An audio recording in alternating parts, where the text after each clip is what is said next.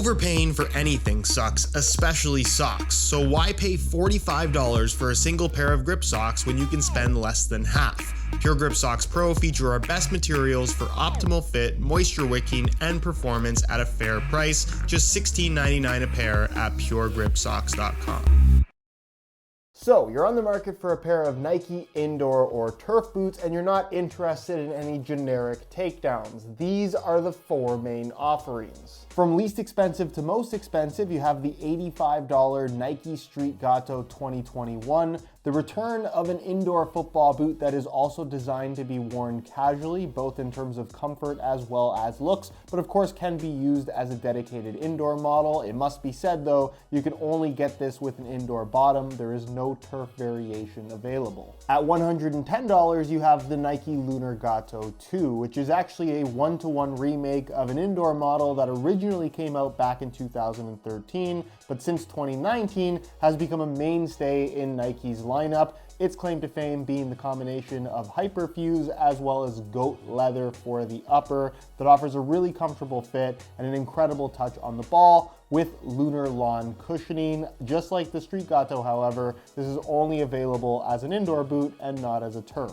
At $120, we have the Nike React Tiempo Legend 9 Pro that I have here in the turf outsole variation, but this is also available as an indoor boot. As the name would suggest, and kind of as you'd expect, this features an upper that is very similar to what you're going to find on the FG Legend 9 Pro, which is an excellent football boot, very close to the Elite model with its calfskin leather upper, very soft, memory foam inserts, micro texturing on the surface, and then of course your React foam cushion setup. And then as your most expensive option, which is still fairly reasonable considering what some Nike indoor models have sold for in the past, the $140 Nike React Gato, which unlike the other three options, does not feature a leather-based upper. Instead, it's a Flyknit material that is just incredibly soft and flexible with a React foam cushion setup and probably the best traction that you can get from an indoor boot out of all of Nike's current offerings, although, again, this is only available as an indoor boot and not as a turf. And for those that are more generally familiar with Nike's indoor and turf lineup at the moment, you'll notice that I did not include the Nike Zoom Mercurial Vapor 14 Pro, which is available as an indoor as well as a turf.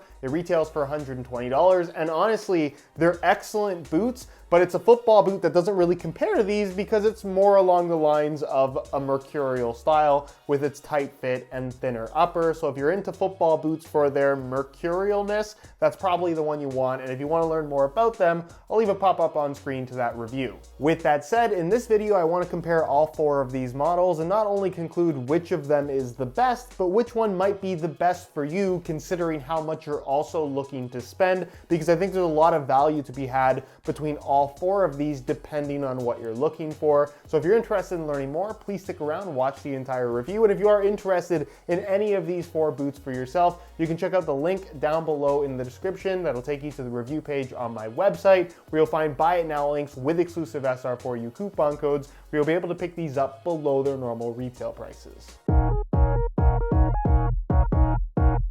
The Street Gato features a really simple setup that actually offers a more premium touch than I think you'd expect from an $85 football boot. It's suede at the front through the forefoot and toe box area, thinner than you'd expect it to be, offering a much cleaner feel for the ball than, again, I originally anticipated when these were first shown off. You have some sandpaper texturing for additional grip, as well as some better durability in what is a high wear zone on the upper, while from the midfoot back, you're gonna find a reinforced mesh material, super soft, very flexible, has a nice structure to it with the laces tied tight, and speaking of the laces, they run directly down the middle with a padded mesh standalone tongue, which gives us a more traditional fit and feel and in general, and plenty of adjustability. From a touch perspective, they're probably one of the best options you can get at this price point, and from a durability perspective, this is probably the most durable boot out of the four in this video. As far as leather indoor boots go, these are pretty tough to beat for the price, especially when you're considering the quality and amount of leather you're getting here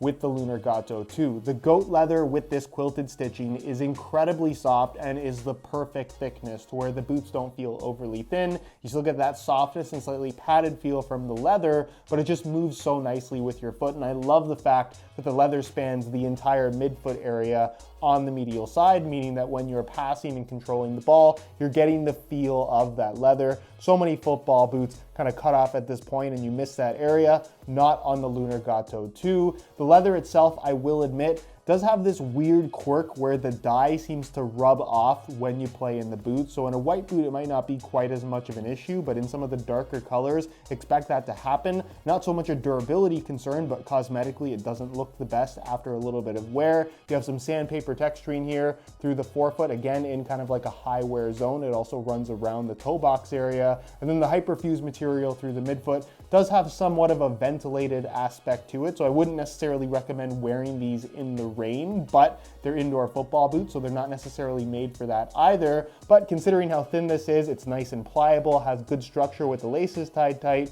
and in general feels very comfortable. No break-in time required with these at all. And then of course, central lacing system with a padded mesh tongue, very similar to the Street Gato in that regard. And again, one of those football boots that's going to fit just about everybody, not just well, but very comfortably. Where the Legend 9 Pro, just like the FG model, features a calfskin leather upper with memory foam inserts and then this dimpled micro texturing basically in all the spots where the memory foam is located. As far as additional grip by way of those dots, you're not really going to find much of it, and there is some variation with the upper when compared to the indoor model where they do add some of that sandpaper-like texturing for the sake of durability in high wear zones. Nonetheless, the calfskin itself is very soft, but does soften up quite significantly as you wear them in, more so than what you're going to find from the Lunar Gato, so something to keep in mind. But also in comparison to that Lunar Gato, these do feel more heavily padded and in general just thicker. So if you want that more padded feel, this is definitely the one to go for out of the 4 boots in this video. And if you have a pair of regular Tiempos, whether it's the Legend 9 Pro or the Legend 9 Elite, and you really like the way they fit and feel, this is basically going to offer the closest experience to that in the form of an indoor or turf football boot. Central lacing system with a tongue that's not standalone, it's kind of fixed along the sides so it won't slide from side to side, a little bit more difficult to get on because of this design, but with the laces tied tight, and once the boots are on your feet, they feel very secure and in general really locked down. Comfortable football boots, great touch on the ball, but if I were picking a leather indoor boot from Nike, I personally prefer the Lunar Gato 2. Where the React Gato features an upper that is completely different than the other 3 in that there's no leather to be found here. Instead, what you're going to get is a Flyknit upper that is exclusive to the React Gato in that it doesn't have a surface layer of polyurethane like we traditionally see from Nike's Flyknit football boots. Instead, there's a Kevlar yarn reinforcement that not only adds structure, but also gives the surface of this material a little bit of a gritty texture to it that provides the necessary grip on the ball without actually having a physical layer of plastic fused over top. This also allows for much better pliability to this Flyknit upper than you would typically find because it doesn't have that plastic layer, and the touch on the ball is phenomenal. It's super soft, it's really flexible, it's definitely on the thinner side, but it does have that little bit of plushness to it, so there is somewhat of a soft padded feel. And for those that are big fans of the Nike skin upper of that OG Hypervenom Phantom 1, this is pretty much the closest thing to that we've seen since that upper. So if you're a fan of those, you're absolutely going to love these. From a touch and comfort perspective, they're phenomenal. The one-piece upper construction makes for a great fit as well with the laces tied tight, and they added this synthetic material kind of anchoring at the top lace hole and kind of going down into the back of the heel that does a really good job of helping to secure the back of your foot in place despite the softness and flexibility of this Flyknit upper that runs all the way through the midfoot. Really solid upper, really impressive technology. And again, if you're not a fan of leather boots but you want some Nike indoors, this is the best they have on offer. Underfoot cushion is a really big part of an indoor and turf boot because you're not running on natural grass, meaning that the surface is typically not as forgiving in terms of actually providing you some cushion. On a turf pitch, it's a little bit different, and you'll typically find that turf boots offer less underfoot cushion. But for indoor models, which 3 out of 4 of these are, you're gonna find some variation between them, where definitely the thickest cushion is going to come from the Street Gato. Not too surprising considering that this is also intended to be a casual wear sneaker, and for everyday use, just walking around super comfortable. But you'll definitely notice that the amount of foam through the heel is more significant than the other three, which means that you're a little bit higher off the ground. I know some people really don't like that, so it is worth keeping in mind. Where the Lunar Gato 2, with its Lunarlon cushion, the foam in the Street Gato, by the way, totally unspecified by Nike, we don't know what it is, but the Lunarlon is actually an insert here in the Lunar Gato 2, most noticeable in the heel. It tapers quite a bit as you get to the forefoot and toe box area and feels relatively low profile, but again,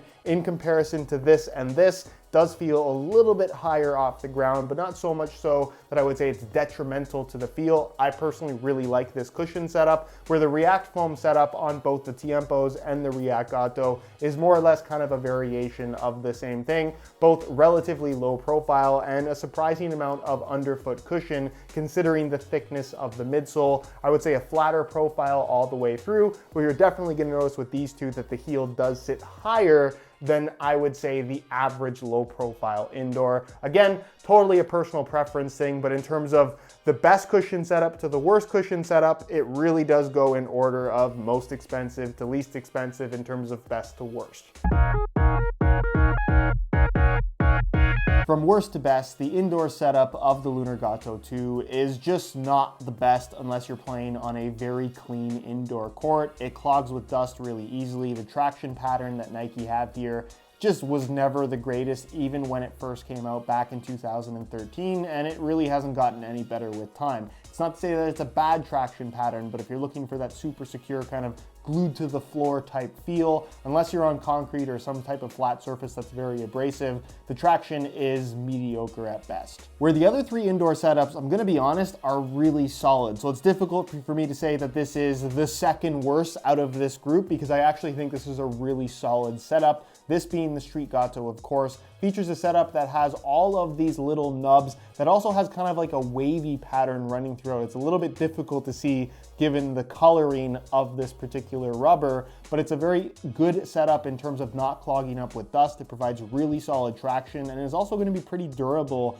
in concrete or a street soccer type environment. So as far as traction is concerned, this is well above average, especially considering the price point. Where the React Gato is kind of a similar idea, or at least a similar pattern to the Street Gato running through the heel, but then obviously has something kind of unusual happening through the forefoot that does a really good job of providing solid traction. It grips to the ground really nicely. As far as all these little nubs are concerned, they can technically move individually, and there's actually a bump underneath your forefoot for the sake of feel for the ball. The reality is, while this is a cool idea, it's not actually very effective in terms of feeling different from a typical indoor football boot. But as far as the traction is concerned out of this pattern, it seems to work quite well. It seems to hold up quite well, and it's definitely above average as far as indoor traction patterns go. Where the Tiempos I have here are, of course, the turf outsoles. So they don't necessarily compare to the other three that I'm showing in this video. And I've said this before, I will say it again. I don't think there's a lot of variation as far as performance is concerned when it comes to one turf traction pattern to the next.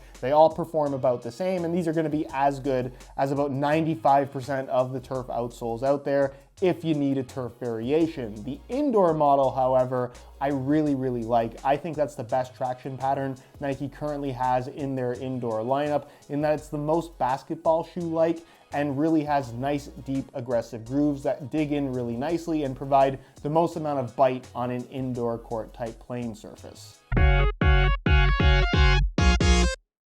Which brings us to the weight of these four, which I personally don't think is as important for this style of shoe, but I know it matters to a lot of people. And normally I would weigh the boots before actually showing the weight to you guys on the scale in video, but I haven't weighed any of these and I'm not super familiar off the top of my head. So I'm gonna guess how much they weigh from heaviest to lightest, and I'm going to assume that the Street Gato is the heaviest of the bunch. You can see in a size 9.5 US, which all of these boots are, they weigh in at 11 ounces, the equivalent of 311 grams. Not super heavy, but obviously not very light either. I'm going to assume that the Tiempos are probably the third heaviest of the bunch. weighing in at 10.2 ounces, which is the equivalent of 289 grams. I would say a significant weight difference from the Street Gato. You might be able to feel that full ounce. Then I'm going to assume the Lunar Gato is next. Am I right? I am so far. 9.4 ounces, the equivalent of 266 grams, which makes these much lighter than the other two from a feel perspective. And then you're going to find that the React Gato, if my guessing is on point, weighs in at 9.5 ounces. I'm wrong. This one's a little bit heavier than the Lunar Gato 2, weighing in at 270 grams. So from a weight perspective, the React Gato and Lunar Gato 2 are definitely the lightest, where the Street Gato is the heaviest, followed by the Tiempo, which it's not exactly a fair comparison because this is a turf outsole, but there's definitely a weight difference between these two and these two.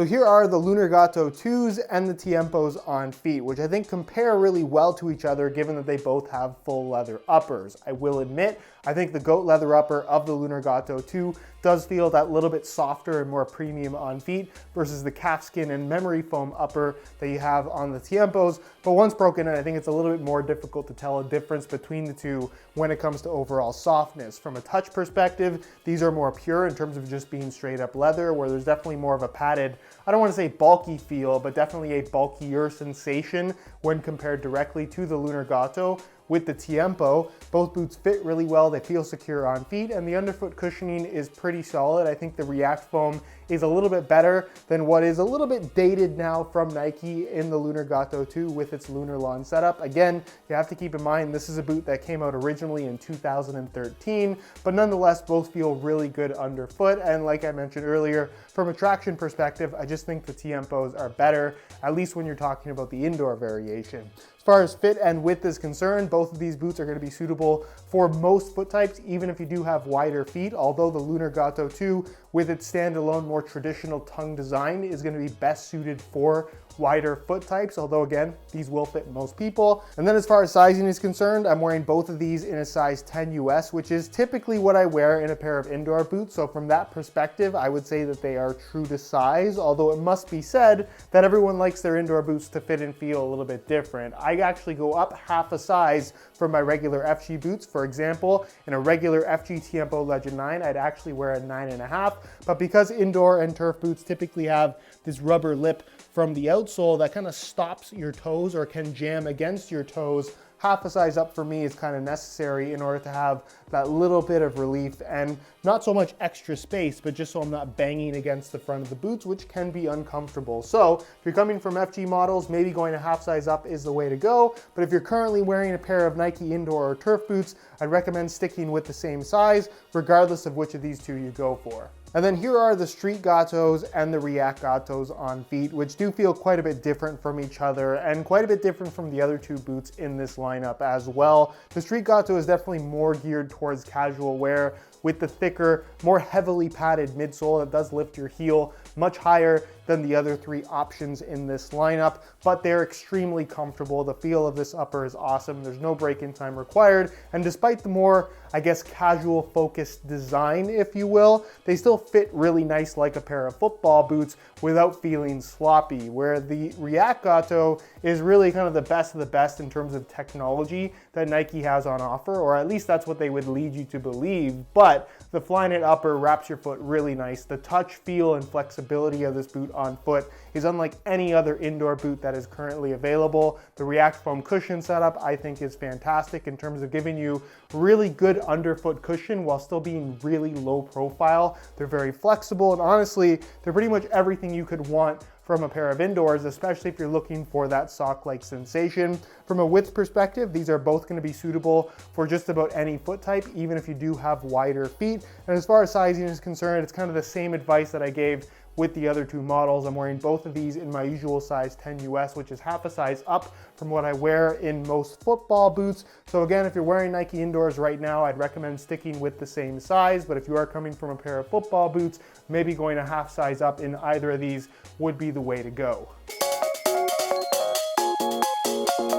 So in conclusion, I think Nike has a pretty solid lineup between these 4 options, and depending on what you're looking for, there's something to like about each of them, and I wouldn't say there's realistically a bad choice. With that said, there are definitely some that I like more than others, and for the sake of you guys always wanting to know what my favorite and least favorite boots are, I'm gonna rank them in order from least favorite to most favorite, starting with the Tiempo. And it's not that I think this is a bad football boot, I'd actually be happy to wear them, but considering the $120 price tag and it being one of 3 technically leather options in this lineup, I don't think they're the best leather boots you can buy. However, if you're currently wearing the Legend 9 Pro or Legend 9 Elite and you're looking for something that has the most similar feel to those, I think you're gonna be really happy with these. Next, I would pick the Street Gatto 2021, and this one's a bit at a disadvantage compared to the other 2 in that it's not really a dedicated indoor. It has this duality of being a casual wear sneaker as well, which makes it bulkier, especially when it comes to the outsole, than what you're gonna find from other boots in this lineup. Nonetheless, at $85, it is by far the best value for money.